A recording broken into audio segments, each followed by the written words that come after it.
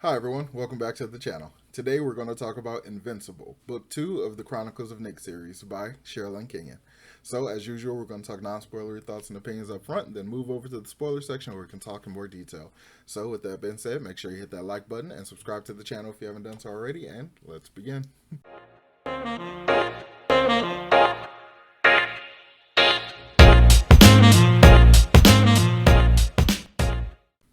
So, Chronicles of Nick, Book 2, Invincible, is the continuation of the Chronicles of Nick series, of course. And it is, in my opinion, this book has a much kind of calmer plot line than like a zombie attack that the first one had. And it's really interesting to me because of the way Sherrilyn Kenyon writes. So, typically, or the thing that she's really most known for is her Dark Hunter series. And while that is considered to be a series, each book is not directly connected to each other.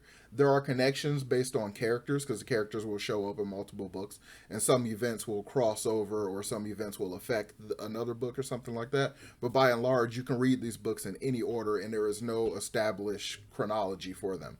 So it's a series, but it's not a very connected series. So the Chronicles of Nick is fairly different for Sherrilyn Kenyon in that this series is purely directly connected. And as a result, her main plot, like she does in each of her kind of one-off books, there's an overall large plot that's kind of earth-shattering and, all that kind of stuff.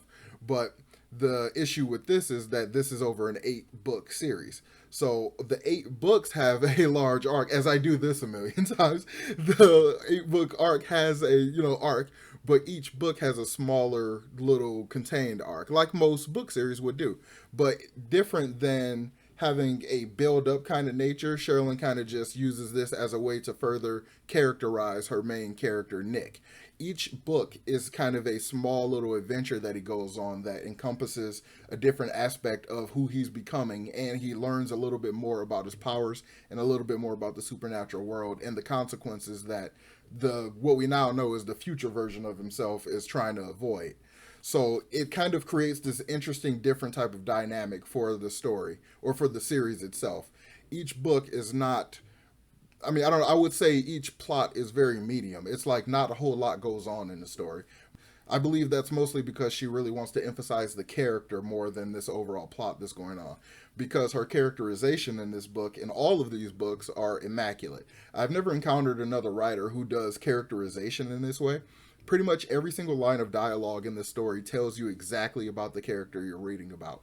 I listened to the audiobook of these, and the way Holter Graham does the voice, especially for Nick, plus the dialogue that's written from Sherrilyn Kenyon, creates the most amazingly immersive kind of character interactions I've ever encountered.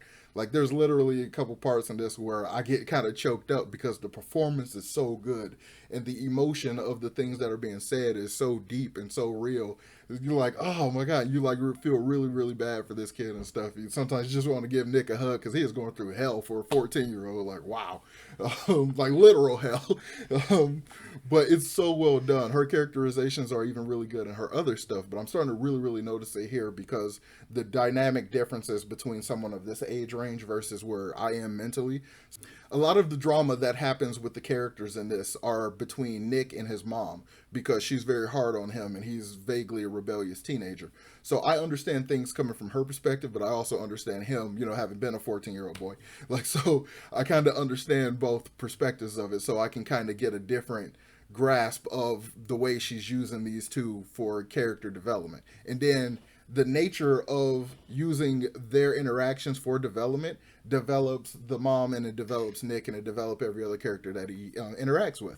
So I noticed that Sherrilyn Kenyon does, instead of like the way most people will use like their overall narrator or the perspective in which they're writing the story, they'll use that to kind of characterize their protagonists or any other side characters. They'll be like, oh, this character is very protective, or he wanted to protect them that much, or wanted to do this or that, like describing their personality more than showing it. So Sherrilyn Kenyon, in every single line of dialogue, it's all personality. It's pure 100% personality. Every word choice, every way of speaking, and all of that is completely character driven, and it's like so thorough that I'm just utterly impressed by it. And upon this reread, I'm noticing it a lot more than I think I noticed it back when I first originally read the series. So this series kind of sacrifices overall large, really interesting big plots for very intimate emotional characterization and character development plots. And it kind of depends on what you prefer, you know, big story plot or really good in-depth characters. In this series and the way it's used, I really appreciate the characters because it's more about the characters' reaction to the magic and all the demons and all this kind of stuff that they live with, more so than just all the goings on about that. And when Sherrilyn started writing this series, I believe she may have been like 28 or some odd books into the Dark Hunter series, among other books she's read or written. So she definitely has already gotten a well intended grasp on her pacing and the way she wanted to do that kind of stuff. So her pacing in this book is really well, even though the pacing is kind of calm and a little melodic, but that makes it feel, when you're anticipating something big to happen, that makes it feel slow. But when you kind of understand that it's kind of has a medium, you know, the height of the plot in this story is fairly medium, where you kind of realize that you kind of understand the pace. It's supposed to be a little more lax, a little bit more casual learning thing. And it kind of becomes more, for me, it becomes more clear that it's all about learning more about Nick. And when I kind of got into that headspace, I easily dove into it a lot more. And it was a lot better than when I read it the first time. Because when I read it the first time, I was very much complaining about the fact that there was no gigantic supernatural situation happening. Because, like, we had zombies in that one. And I'm like, how do we just go from zombies to just really kind of chill stuff? But it all makes sense to me now in hindsight with, you know, more wisdom and all that stuff, being more well-read and a little wiser. So with that being said, let's go ahead and jump over to spoilers so I can talk a little bit of specific details about what happens in this story.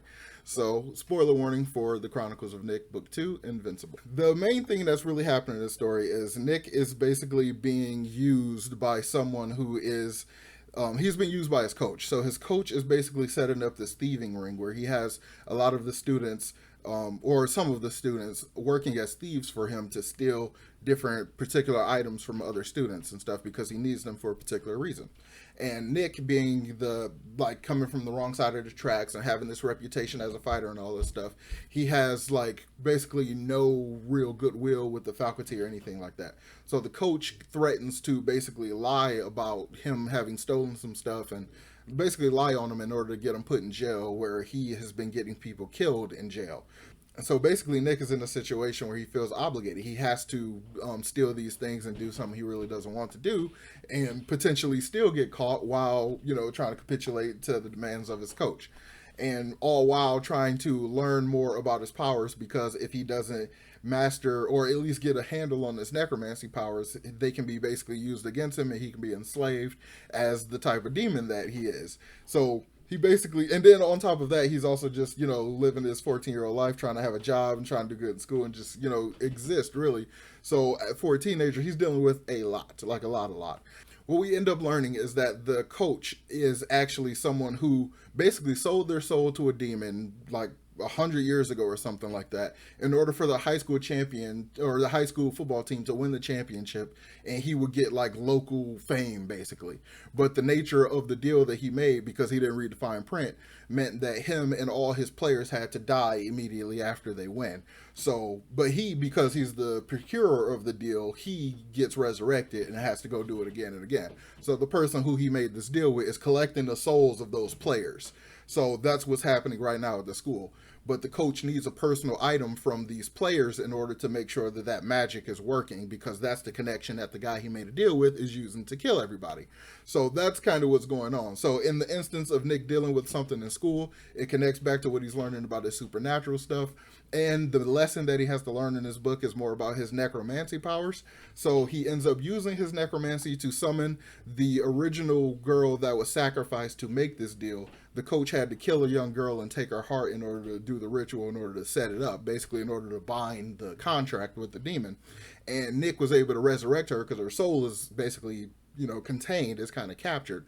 So once he does that, he swapped places and allows the girl to like go to the afterlife and puts the coach's soul like locked in the box and basically like leaves him off, which is something nobody really thought could be done. So he kind of got a little intuitive with his powers and kind of played him a little free, you know, a little free willing, a little bit, a little freestyle with him, I guess.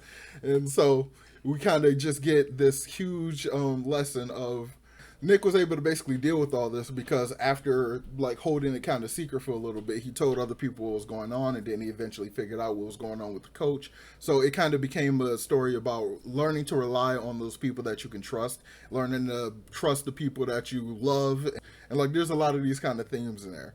So I think it's really cool, and I think it's one of Sherrilyn Kenyon's best works in that respect. She does these kind of emotional themes really well. So as I said, I really do love Sherrilyn Kenyon's themes of empathy and relying on your loved ones and stuff like that. And I really think this is a great entry into the Chronicles of Nick series. I know where it's going, so I know how this kind of plays into it. So that might have an effect on my opinion of it, but I definitely do recommend it. So I have to say, have you all read Chronicles of Nick? Let me know what you thought about it in the comments down below. Make sure you hit that like button and subscribe to the channel if you haven't done so already, and I will talk to you all next time.